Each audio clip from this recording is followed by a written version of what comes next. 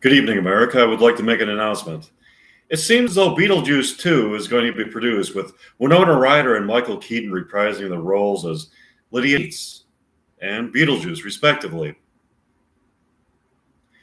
In tandem with the filming and production of Beetlejuice 2, I'll be writing dialogue and characters into the Tim Burton script. The characters that I write into the script exist in the same archetypal realm that the characters in the Tim Burton script exist in. Tim Burton will soon find out that the fiction that he is creating crosses over into a sort of quasi-reality that is just as real as the reality of the tangible world that we experience as reality, or perceived to be reality. When he is filming scenes for Beetlejuice 2, it is possible for characters that I have written to cross over from the archetypal realm that my characters inhabit to the archetypal realm that his characters inhabit and compete with them for things.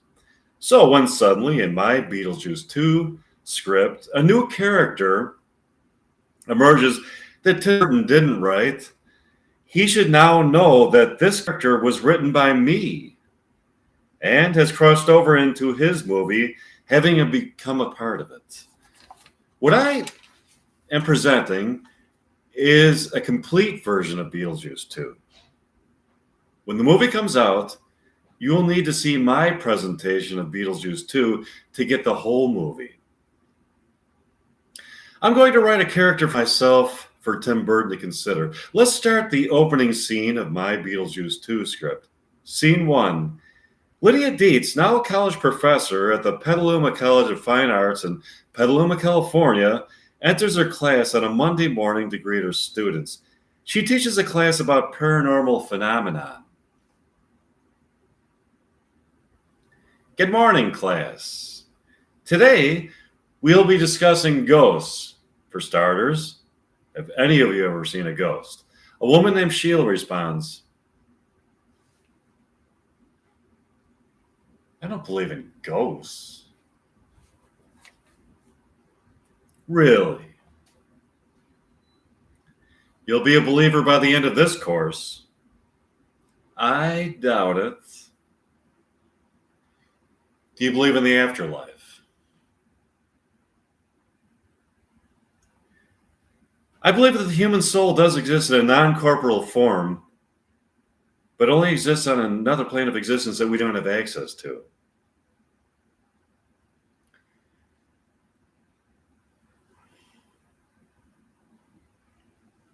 They have access to us.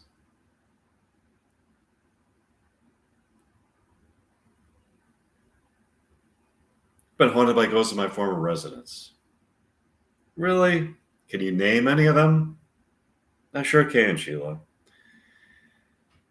There's a ghost that's been haunting me for years. His name is Beetlejuice. He'll be summoned by saying his name 3 times. I don't believe you. If that's true, let me try saying his name 3 times. Sheila says Beetlejuice's name 3 times, and not only does Beetlejuice appear, but also Beetlejuice's brother, Mike. Hi, class. I'm Beetlejuice. Hi, I'm Mike.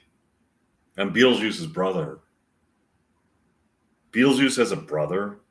His name is Mike? It's not a very creepy name for a ghost. I can be creepy if you want me to. My nickname is Graveyard Bones. Is that creepy enough for you? That's creepy. Thanks. Can you tell me about what it's like to live on as a ghost, Mike? For starters, it's never boring. As ghosts, we live in a realm of gothic beauty that we can cross over from into your realm of existence. Why do you haunt people? We haunt people because sometimes we feel empty, Sheila. We yearn to interact with human beings in the world of concrete reality. The spirit world is a state of limbo that we inhabit until we enter a new world of tangible reality. This realm that we inhabit is a place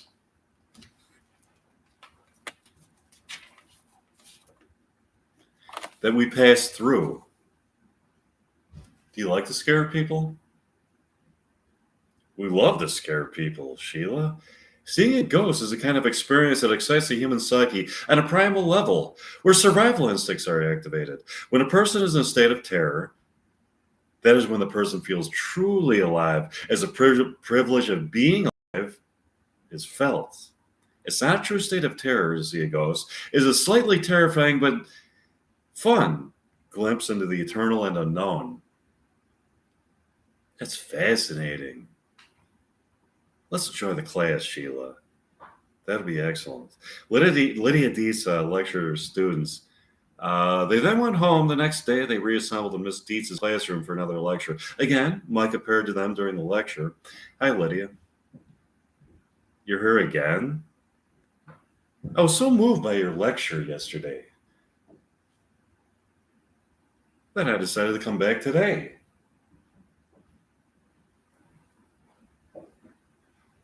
This is wonderful. For a teacher of the supernatural to have a real-life ghost in the classroom. Can you come back tomorrow?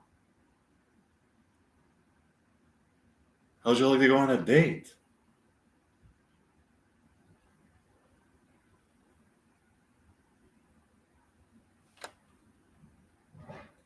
You are a ghost. You have that glow that surrounds you. It's a beautiful aura. It's a sign of being a person who has gained immortality. The idea is intriguing. It's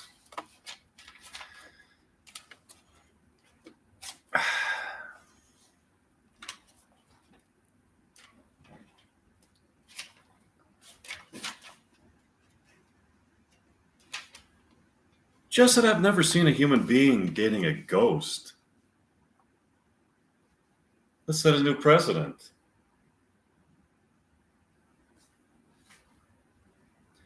I'll have to think about it. I'll be waiting. Lydia Dietz lectures her class about supernatural beings who can suddenly appear at different moments of the past, present, and future in the form of an inanimate object. She then goes home for the evening. She lives in a beach house that she built with a bunch of friends that sits along the Pacific Ocean in a town called Happy Sunset, California. She sits on the couch to watch some lame television when she gets a knock on the door. It is a guy she has been dating named Casper Schopenhauer. I didn't know you were coming over tonight, Casper.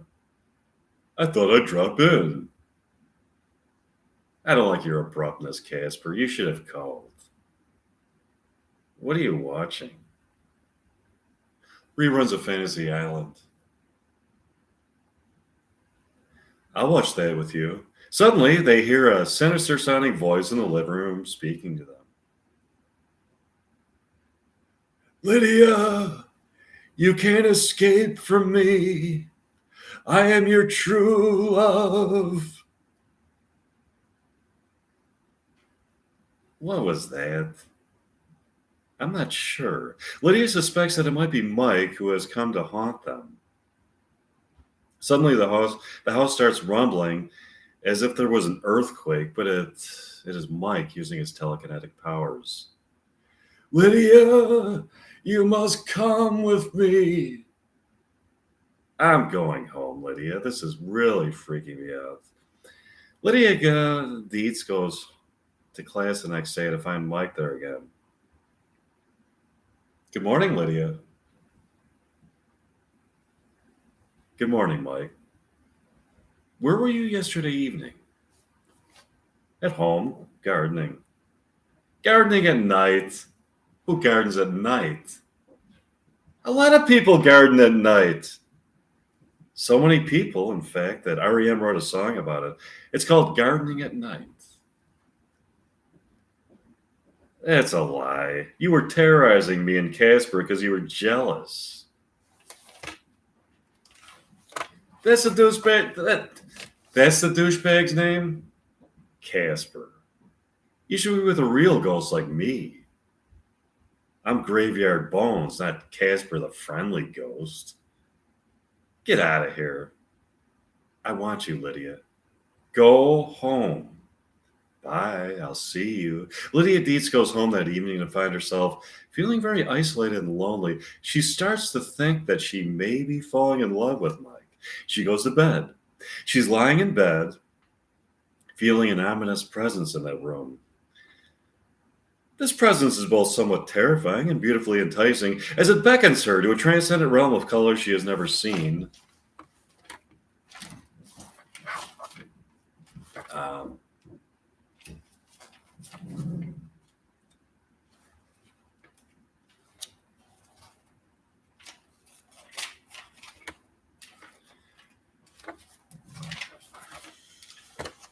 um,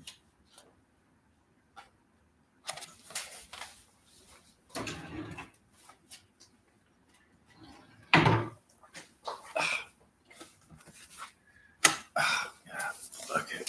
Um,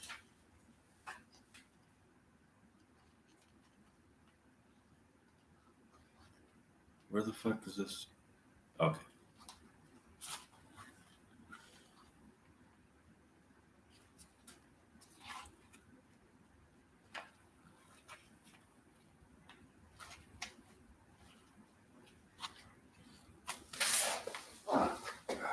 Okay.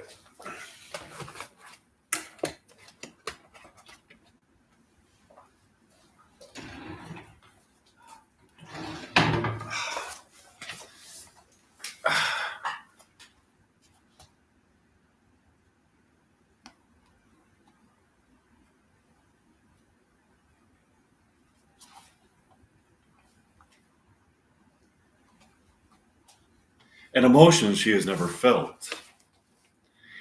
She reaches a precipice in this heightened state of awareness where she has the option of crossing over into this realm of unearthly pleasure or staying earthbound in familiar territory. She finds the courage within herself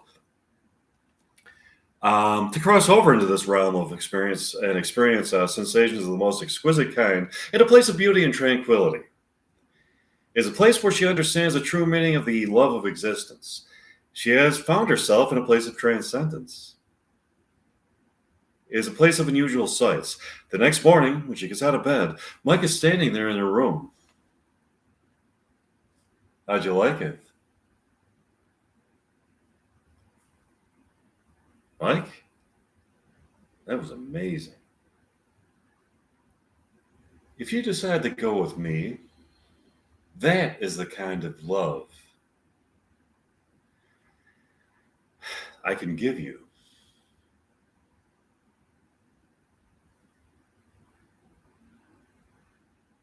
I have to get to school. I'll talk to you about this later. Lydia arrives at school the next day and goes into her class. She addresses her students. Good morning, class. We have discussed many different supernatural phenomena so far this semester. Does anybody care to give us their opinion about the validity of my philosophy of the supernatural? I would. Yes, Sheila. What is your opinion? I don't believe in any of it.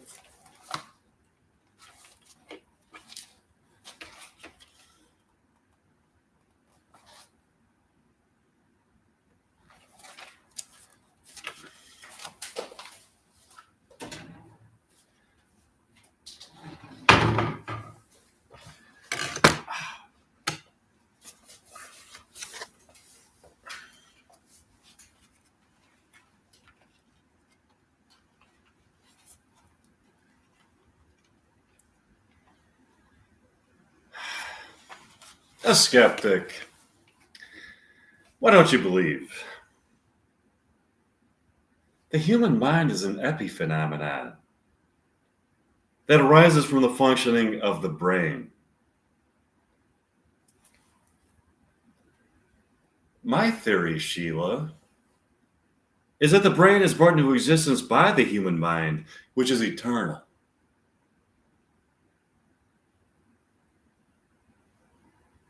I've never seen any proof of that.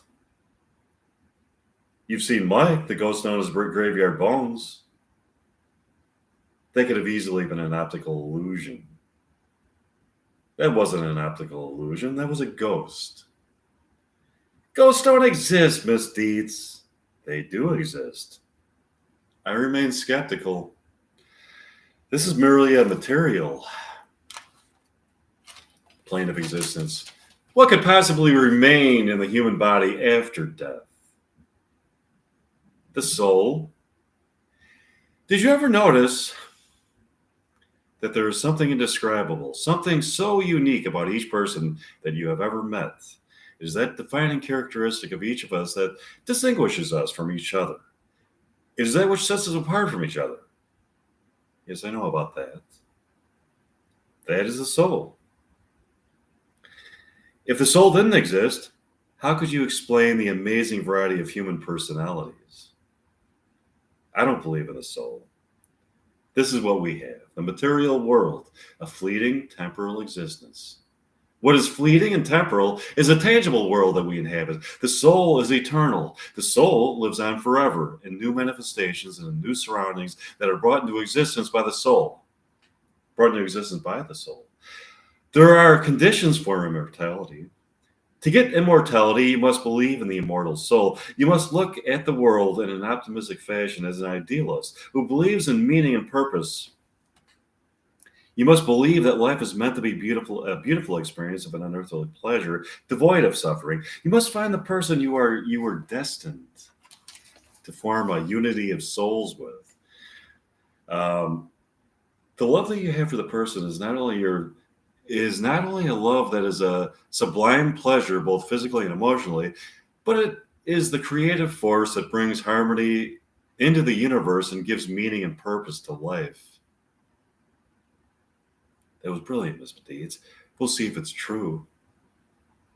Remember, Sheila, you must truly believe if you want your soul to be immortal. I'll remember that, Miss Deeds. I must truly believe. Have a nice afternoon, class. Miss Dietz leaves the school and sees Caspar Schopenhauer in front of it. What have you been up to, what have you been up to, Lydia? The same stuff. The same stuff? What's that ectoplasm that we're finding on your clothes? That's not ectoplasm. It's a beauty product that I've been using for my skin. Bullshit, Lydia. It's ectoplasm. You've been dating a ghost.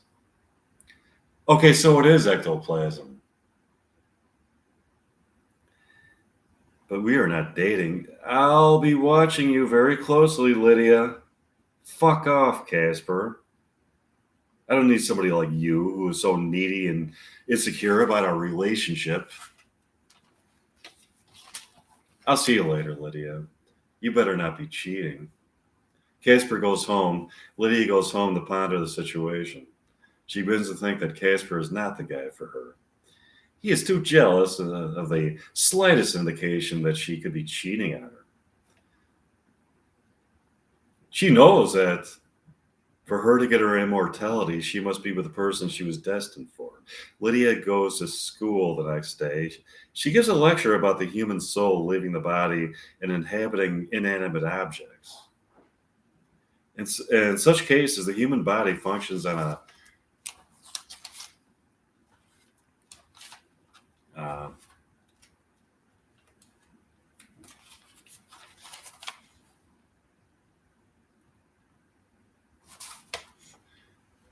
let's see.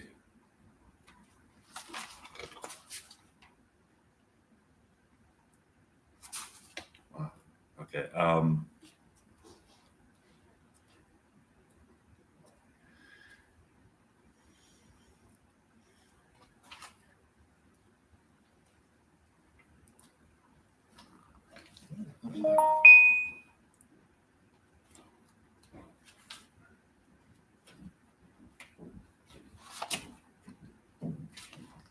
Material level. Good morning, class. Today, we will be talking about the phenomenon of the human soul leaving the body and inhabiting an inanimate object. Come again, Miss Dietz. That's preposterous. No, Sheila, it's a bona fide fact. In some cases, the human soul has been seen to leave the body and inhabit an inanimate object. So, what you are saying is that my human soul can leave my body and find itself in an inanimate object? Yes, Sheila, that's exactly what I'm saying. I don't believe this. Accept it, Miss Deeds. We are merely machines with brains as human beings. The human mind is an epiphenomenon of the brain.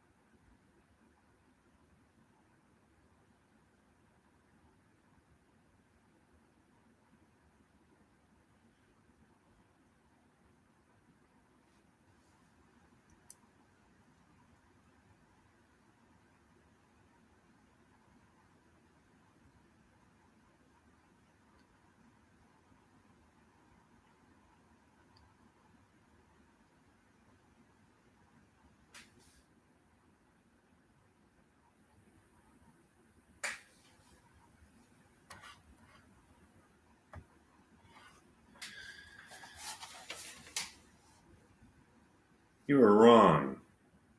Where do you think you get your passion for debate and your personality, Sheila? It's a function of my brain. The mind is material. No, that is not correct. The human brain and human body are machines through which the soul temporarily operates until it finds a new place. The body and brain can function without a soul, but it operates on a different level in such cases, much like a robot. I would like to believe what you are saying, Miss Dietz, but it just doesn't seem logical. My purpose here, in part, is to try to convince you of my theories. Please try to keep an open mind. Okay, sure. I'll see you people tomorrow. Have a great day.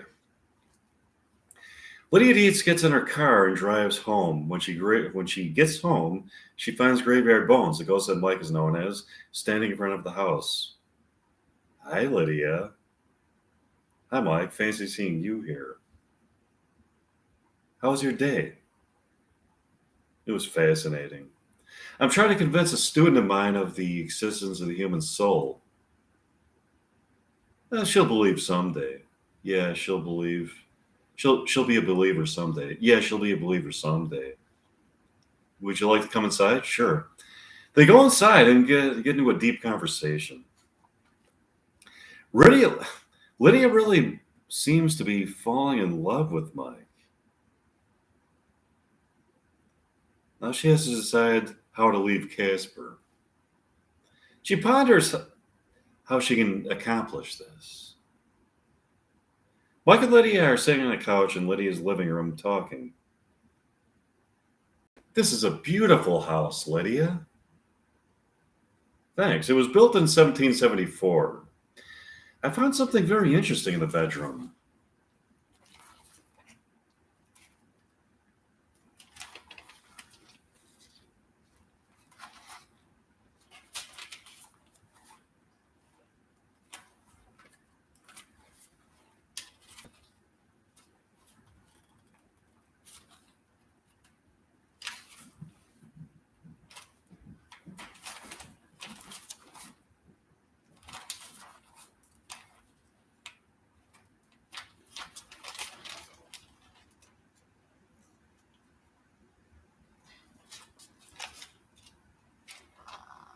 on this floor.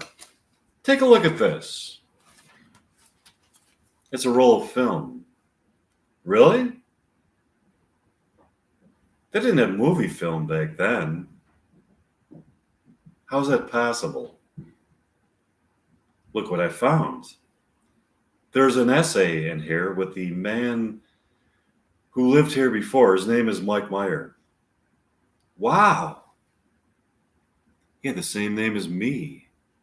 In this essay, he writes about his invention. Apparently, this man invented photography and filmmaking before people knew about it. I watched some of these movies. They are fascinating. That's amazing. Movies from the 1700s, isn't it? I wonder why he kept his invention all to himself and didn't try to market it. I'm not sure. Do you want to watch a movie of his?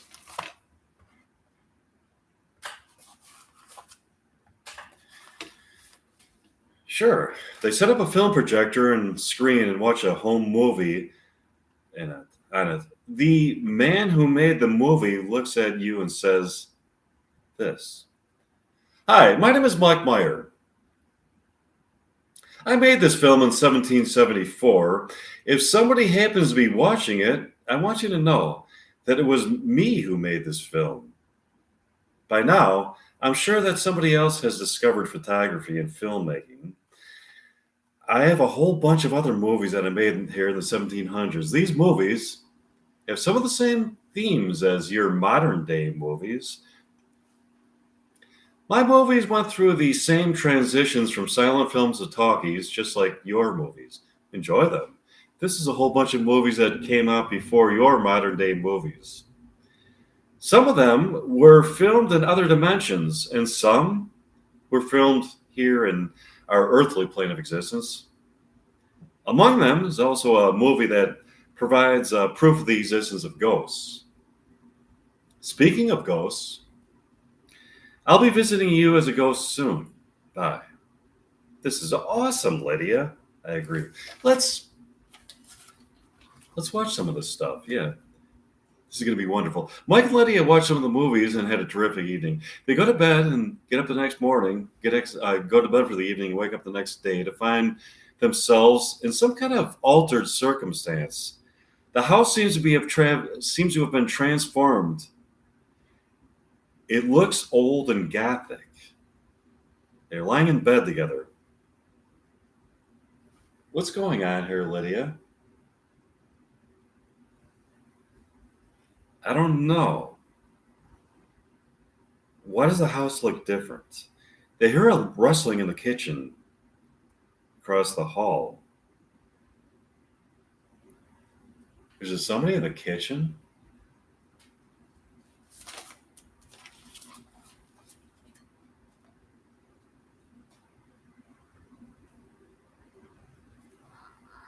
It sounds like it. I'm going to go and see what's going on. Lydia walks into the kitchen to find a man in there making breakfast. Who are you and what the fuck are you doing in my kitchen? Your kitchen? This is my kitchen. Come again? Your kitchen? Yes, this is my kitchen. I live here. What kind of scam are you trying to pull, lady? This is my kitchen. I am Mike Meyer. Did you just say that you are Mike Meyer? Yes. This is a strange coincidence. I was just reading a letter that was written by a man in the year 1774. I found it in the bedroom. Along with it, I found rolls of movie film that predate the American movie era of the 20th century. That is no coincidence. I'm Mike Meyer, and those are my movies. But this is the year 2022. No, it's not. It's 1774. 1774? Yeah. Look at the date on this newspaper. July 22nd, 1774.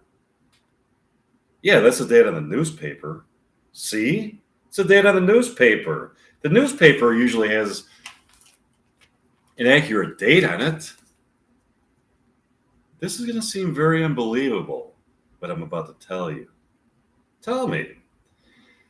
I think I traveled back in time somehow from the year 2022. This is my house in the year 2022. You might be surprised at what I'm going to say, but I think I believe you. What's your name? Lydia. I think I believe you, Lydia. I've read many theories on time travel. I never thought I would travel time myself, especially not by accident, especially not accidentally. That's a great name for a book. The Accidental Time Traveler.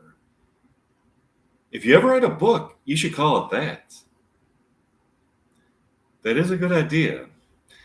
I can write about this experience and release it as a novel. I have ideas of my own about time travel. Do you want to travel back to the future? Of course I do. You people ride around on horse-drawn wagons and live in little cabins with no electricity, television, and other creature comforts that I need. We have my movies, we have fun. There's so many societal enhancements by the time you get to the year 2022. I just thought of something. Since I have you here as a visitor from the year 2022, I could put you in a movie that I could write that is a look into the future. Sure. Great. I'll start working on that. I'll agree to that only if you can find a way to get me back to the year 2022. I think we'll find a way. Lydia Dees talked to Mike Meyer into the evening. Here's an excerpt from the conversation.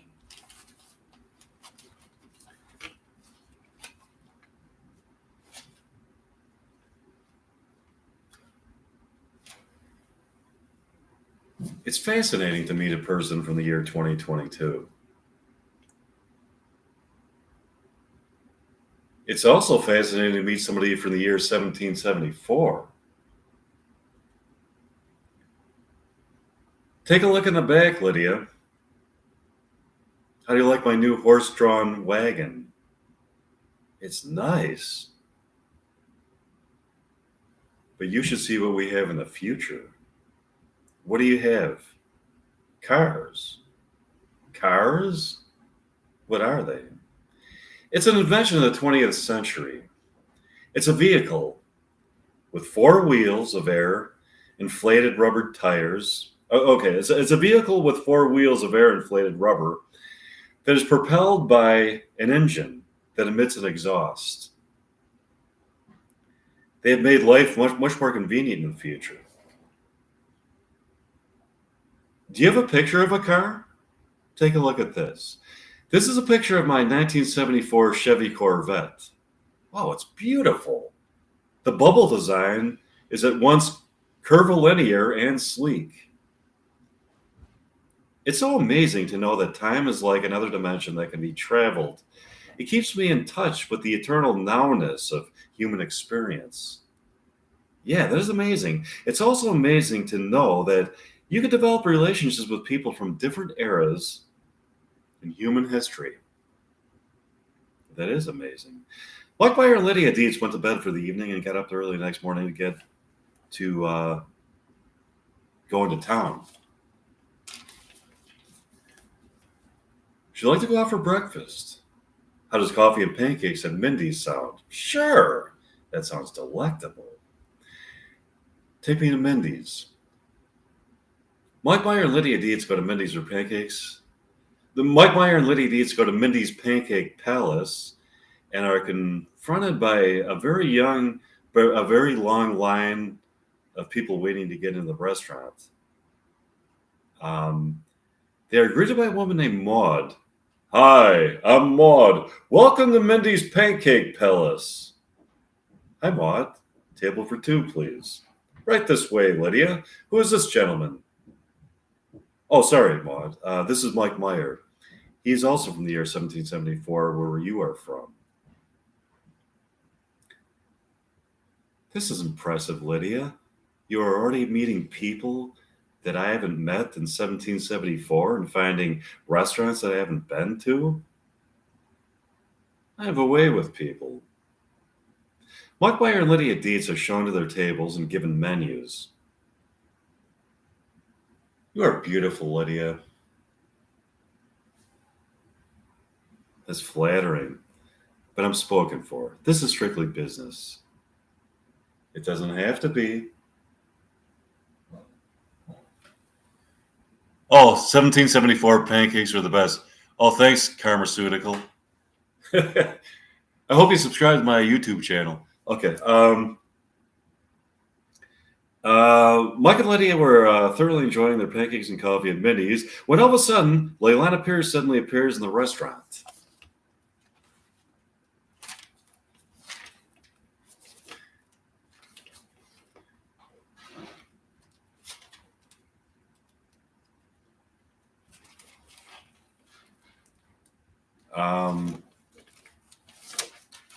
Okay. I'm trying to find in my notebook where this continues. I'm reading the Beetlejuice 2 script. I'm trying to find where it continues in my notebook. Um, um,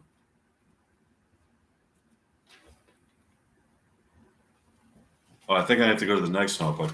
It's in another notebook. Let me see. I think it's in the other note. It's in the. Okay. I have to go to the next notebook now where it picks up. Okay. This will just take a minute.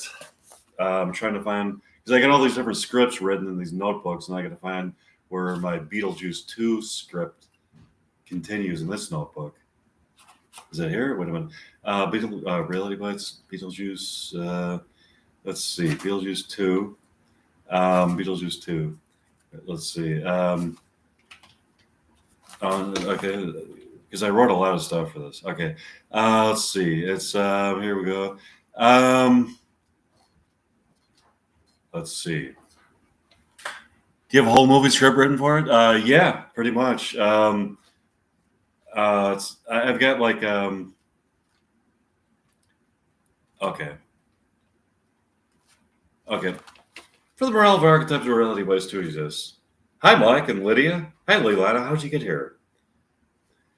I got more than a movie script. I got like a whole continuing saga written for it. It's actually, I don't know. Sometimes I start writing these movie scripts, and it turns into like, it's got like notebook after notebook filled with dialogue. I don't know if it would probably be a mini series or it's encyclopedic. So I don't know. It's like this goes back several years. Some of these scripts I've written. So some of them are like it's like an encyclopedia or I don't know. It's like it would probably have to be edited if it was going to be ever become a movie. Would have to, because movies are typically like 90 minutes or an hour and a half or something like that. So it would have to be pared down to the essentials, I suppose. Okay, you're supposed to be with me in Reality Bites 2. I crossed over to this realm of archetypes to tell you about a great pancake place that you might be interested in. If you ever cross over to Reality Bites 2,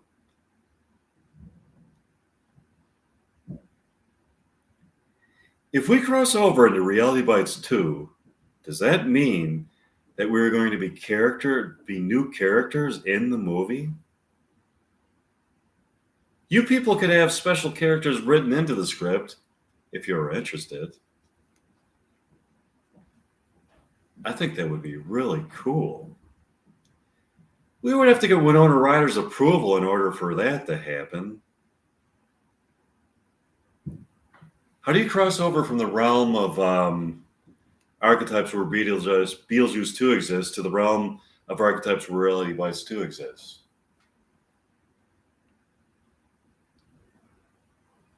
I was in between takes and wandering around the set.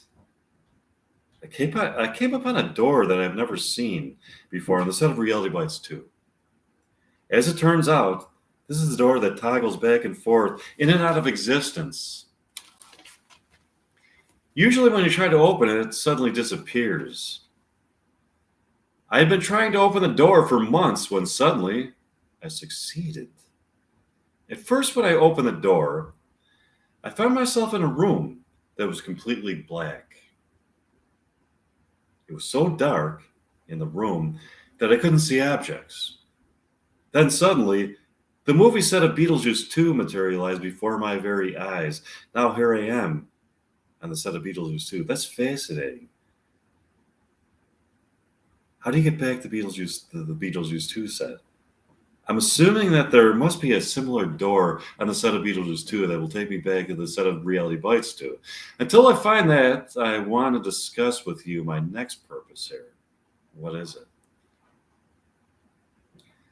I want to tell you about a restaurant in San Francisco in the realm of archetypes where Reality Bites 2 exists called Pancakes by the Bay.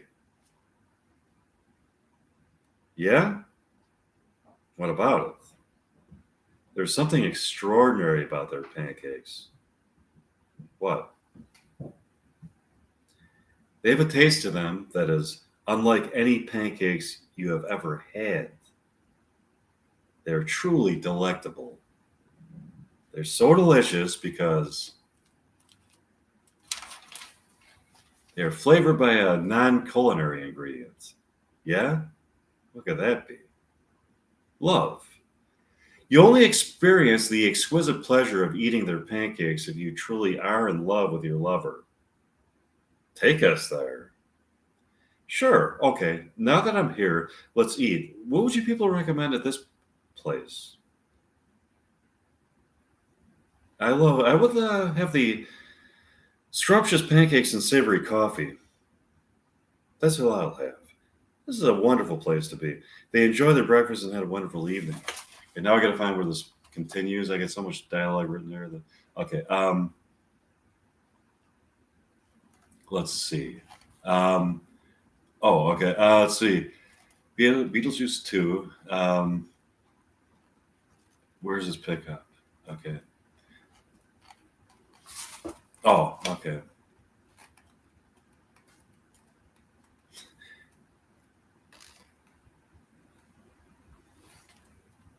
So is there more in between this and this?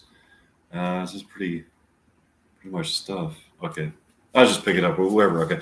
Michael, Ilana, and Lydia were sitting in the restaurant enjoying their breakfast that morning. I have a question for you, Leilana. What if you aren't able to find the door that takes you back to Reality Bites 2? I'm assuming that I'll be able to find it. Should be obvious. Sure, but what if it's not? Leilana Pierce, the character from Reality Bites 2, will be stuck in Beetlejuice 2. I think it's inevitable that we'll find it. Until then, we'll have to think up a new character for me here in the context of Beetlejuice 2. Okay, Leilana. In order to do that, we'll have to think of how Leilana Pierce and Lydia Dietz are interrelated. Sure, Lydia. I just thought of something. You're a documentarian. You could be a documentarian in this movie, making a documentary that can also be shown in Reality Bites 2. That way, you'll not only have a new character here in Beetlejuice 2, but also further character development. For your Leilana Pierce character in Reality Bites 2, I like that idea. But what would the documentary be about? Not only do I have an idea for what the documentary would be about, but what the title should be. It's a documentary about ghosts. High-resolution film is known to capture ghosts on film. The only reason you don't see a lot of that is because it's rare to actually find ghosts. Ghosts usually are camera shy and evade people with cameras. Here in the realm where Beetlejuice 2 exists, ghosts run rampant.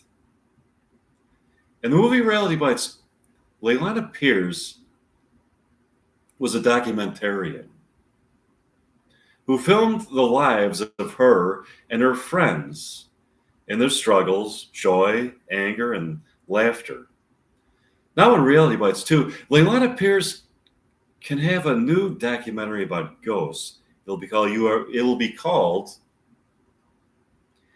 You Are Observing the Ghost Realm. Wow, that's brilliant. I just had an idea. What's your idea? We could have the ghost film a documentary about what they are observing in the realm where Reality Bites 2 takes place. Can the ghosts see into the realm where Reality Bites 2 takes place? Yes, they can. They can spook and haunt the characters in Reality Bites 2. The characters in Reality Bites 2 may be in different situations, and all of a sudden, they hear haunting sounds. This seem to beckon them. Incidentally, that gives us characters for us to be in Reality Bites 2. We would be the ghosts from Beetlejuice 2, interacting with the characters from Reality Bites 2, helping them to find these ghosts. So, in that way, there would be characters for the people in Beetlejuice 2 to portray in Reality Bites 2. The documentary that the ghosts are making would be called You Are Being Observed by the Ghost Realm. This should be wonderful.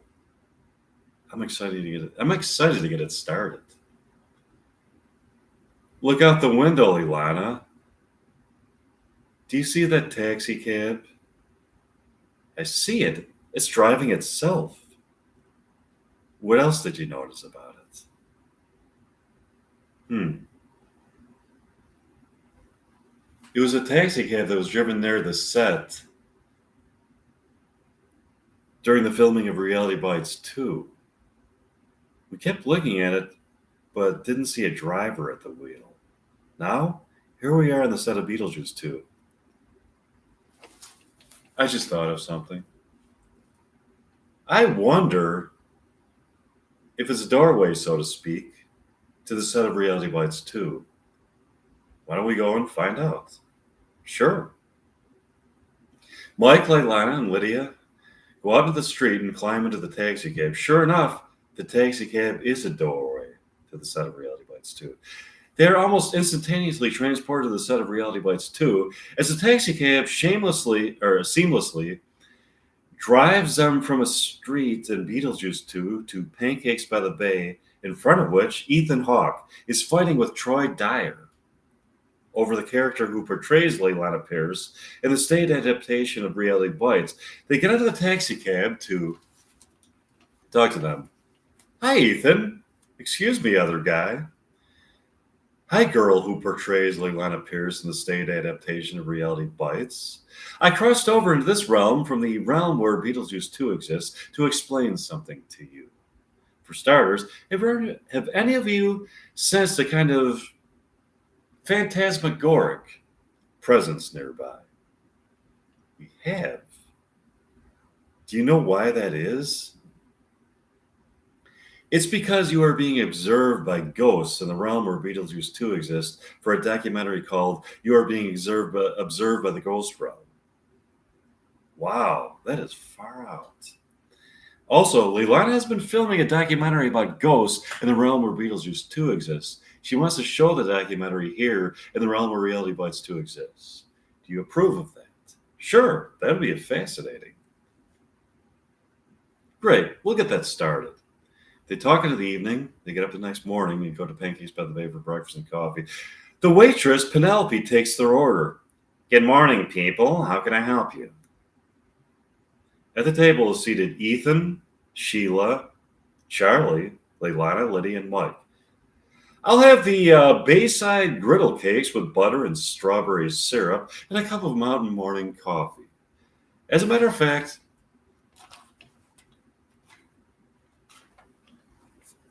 with the rest of you people like the same, they nod their heads in approval. Penelope brings out the food and they begin to feast.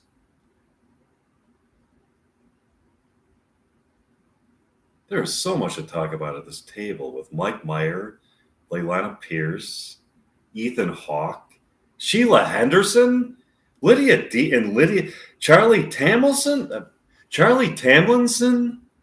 and Lydia Deetz here. There sure is. All of a sudden, the same woman in the Corvette with a mysterious package could be seen. The woman gets out of the Corvette and walks up to what appears to be a ghost in the street. It is a faint apparition and has a barely perceptible countenance which bespeaks an otherworldly involvement. Though barely perceptible, the ghost has the appearance of a beautiful woman in her 20s with dark hair and green eyes. The ghost proceeds to enter the front door of the Pancakes by the Bay and approach the table where they are sitting. The ghost then places the package under the table and stares into each of the people's at the table's eyes, and then stares into the package continuously, back and forth from the eyes of the package for an hour. Ethan, Leilana, Lydia, Mike, Sheila, and Charlie sit there mesmerized at this ghost as this ghost continues to stare back and forth from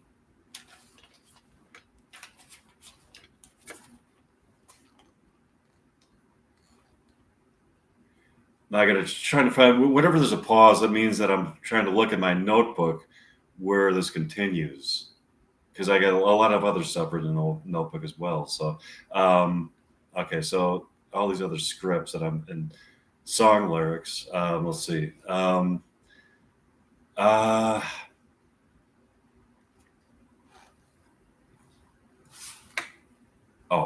think it picks up here. Their eyes to the package. She then travels back into the ghost realm. She didn't say anything while she was in the restaurant with them, but could be heard in strange whispers from the ghost realm. They hear her saying, "Do not open this package until I tell you to. Keep it in a safe place." I wonder what is in this package. I'm not sure, Mike. In order to determine what it might be, maybe we should be thinking of why a ghost would deliver a package to us. Do you have any idea why a ghost would deliver a package to us, Leilana? I'm pondering that, Sheila. I can't think of anything. Can you think of anything, Mike? Here's a profound theory for you. Maybe contained within the box are the ghosts of family members and friends that we have known in our lives. When we open the package, they will be unleashed here in material reality, where, for a moment, they will rematerialize in human form, after which they will return to the ghost realm. That's a cool theory, Mike, but how did you arrive at it? First, I thought of why a ghost would visit us here. I thought that maybe the purpose of the ghost visit is to bring us in touch with the ghost realm so that we might keep in contact with friends and family members who are deceased. Then I thought that she put them in the package as a kind of surprise for us to enjoy. Hope that's correct. All of a sudden, the package starts shifting around on the table. It starts rotating.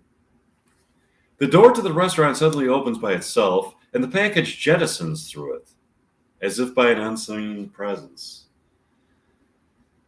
What are we going to do now? The package is gone. You're right, Charlie. What are we going to do now? If my theory was correct and there are ghosts of our relatives in the package, maybe they heard our conversation and were spooked by it. So they scurried off. That's possible, Mike. Leilana, would you like to wander around town and then practice some dialogue by William Shakespeare and other famous playwrights? Sure. Mike and Leilana practiced some more dialogue. Mike and Leilana thoroughly enjoyed their performances of dialogue and went back to the restaurant the next day for pancakes and coffee. It's very unusual. It sure is.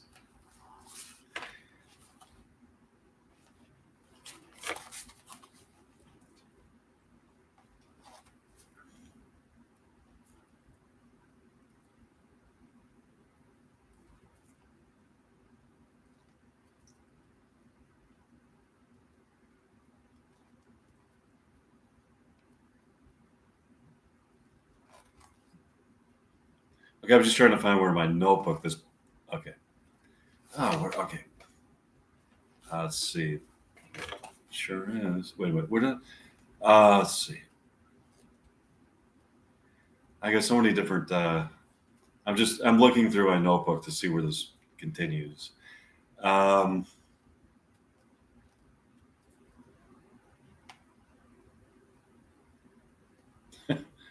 oh god. Um, okay.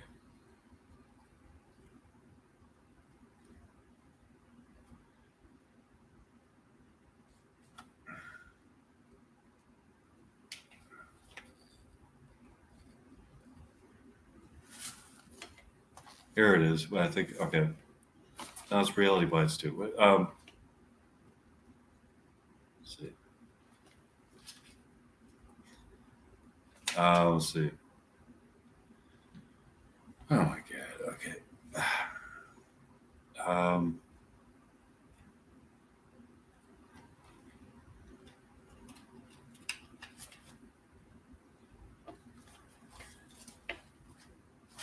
I'm just gonna go to the next notebook and whatever. Okay.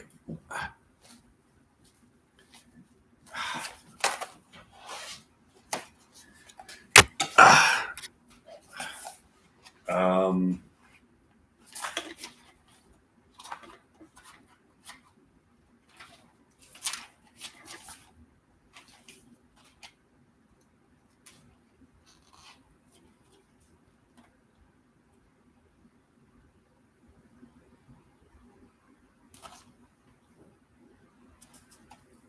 oh, okay. I just gotta find this. Okay, I'm looking through these notebooks. I'm trying to find where this. Uh, okay.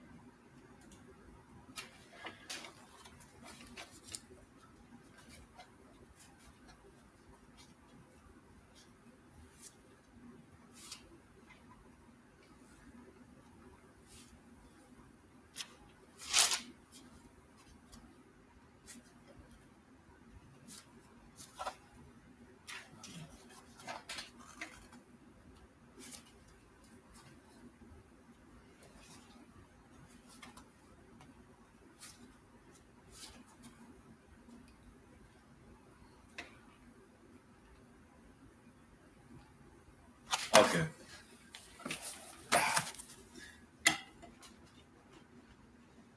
Okay. Here we go. I found it. Okay, so it picks up.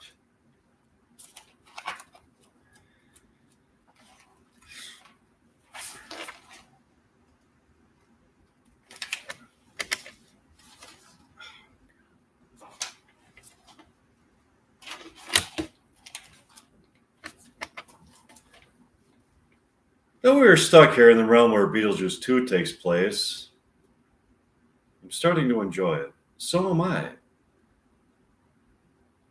But I want to get back to the realm where Reality Bites 2 takes place. I don't want to be stuck here as characters in Beetlejuice 2. We are Mike and Leilana, integral parts of Reality Bites 2. I wonder what is going on in Reality Bites 2 without us. I wonder if they are plotting the narrative in the same fashion. All I know is that I'm feeling an existential displacement here in the realm of reality where Beetlejuice takes place.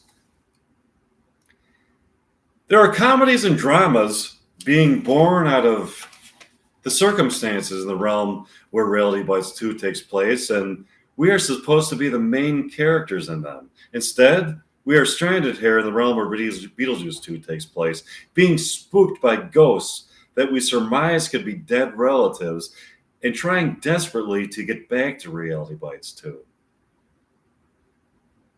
Let's just eat breakfast and talk. I'm sure the situation will be solved. Sure, that would be nice. You look lovely this morning, Leilana. Can I kiss you? Yes, please kiss me. I want your love. That's wonderful. They talked in the morning, into the morning. Okay, so